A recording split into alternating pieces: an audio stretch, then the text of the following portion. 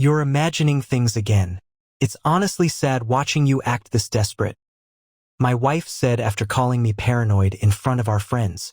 I stopped defending myself until one accidental discovery inside her car exposed the second phone she'd been hiding for months. For almost a year, my wife managed to convince everyone that I was losing my mind. Not by screaming, not by lying outright, but by making every reasonable question sound insane. My name is Ryan Mitchell. I'm 36 years old, and until last year, I genuinely believed gaslighting was just another overused internet buzzword. Now I know exactly what it feels like. It feels like apologizing for things you never did, questioning memories you know are real, standing in a room full of people while the person you love smiles and calmly convinces everyone that you're the problem. Emily and I had been married for 7 years. No kids. I worked as a financial analyst for a logistics company in Denver. She managed marketing for a luxury furniture brand. For most of our marriage, things were good. Not perfect, but solid. Then, about 10 months before everything fell apart, she changed. She started guarding her phone like it contained state secrets. Every notification was silenced. Every screen turned away from me. She suddenly needed girls' weekends every few weeks. Late-night work dinners became normal. When I asked simple questions, she always had an answer. Too quickly. Too perfectly. One Friday evening, I noticed her location showed she was downtown even though she told me she was at her office. When she got home, I casually asked, "I thought you were working late." "I was. It showed you downtown." She smiled. "My phone probably glitched. That should have been the end of it." Instead, she sighed dramatically. "I can't believe you're tracking me." "I wasn't. Ryan. This jealousy isn't healthy." I actually apologized. That became the pattern. Every question became proof that I was insecure. Every concern became evidence that I needed therapy. Eventually, I stopped asking. Not because I believed her, because I was exhausted. The worst night came during a dinner party with 6 close friends. Someone joked about couples sharing phone passwords. One friend laughed and said, "My wife knows every password I have."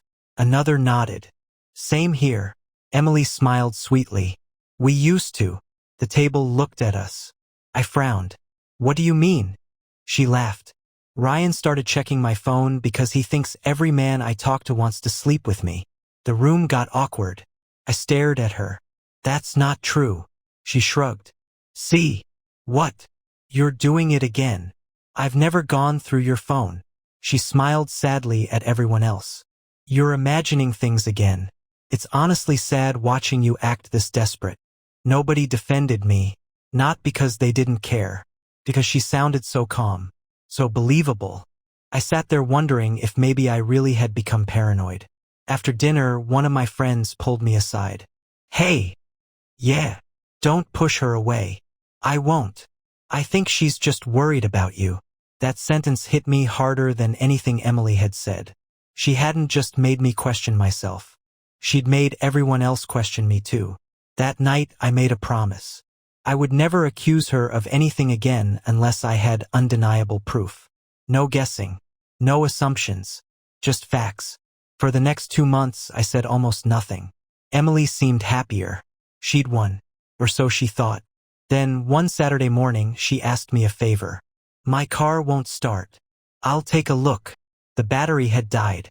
While connecting jumper cables, I noticed something rattling beneath the passenger seat. I reached underneath expecting a water bottle. Instead, my hand touched another phone. An older black iPhone wrapped in a gray silicone case. I frowned. Emily had never owned a gray phone case. Curious, I pressed the power button. The screen lit up immediately. No passcode. The wallpaper wasn't family photos. It was a picture of Emily, standing beside another man, both of them smiling on a beach I'd never visited. For several seconds, I simply stared. Then notifications started appearing. "Can't wait until he's finally out of the picture." Another. "Did he sign the life insurance forms yet?" My blood ran cold. Life insurance? I opened the messages. The contact was saved as Nathan. The conversation stretched back almost 9 months. It wasn't just an affair. It was an entirely separate life. Emily had another phone, another relationship, another version of herself. She told Nathan she traveled for work whenever she was with me. She told me she worked late whenever she was with Nathan. Neither of us knew the full truth. Then I found the messages that changed everything. Nathan asked, "When are you filing for divorce?" Emily replied, "Not yet. His company stock is about to vest next quarter. If I leave now, I lose half of it." Another message. "Just keep acting like he's crazy. Everyone already believes it." Then another. "Once he starts doubting himself, he'll sign anything." I didn't read another word. Instead, I took photos of everything. Every message. Every picture. Every hotel reservation. Every receipt. Then I put the phone exactly where I'd found it. When Emily came outside, I smiled. "Battery's dead. I ordered you a new one." She kissed my cheek. "You're the best." I almost laughed. For the next 3 weeks, I acted exactly the same. I kissed her goodbye every morning, asked about her day, cooked dinner, watched movies with her. She thought I still believed every lie. Meanwhile, I met with a divorce attorney, a forensic accountant, and a private investigator. The investigator uncovered even more. Nathan wasn't just her boyfriend. He was a contractor she'd met through work. The business trips she'd claimed to take? Most were weekends at rental cabins with him. Even better, Nathan had no idea Emily was still legally married.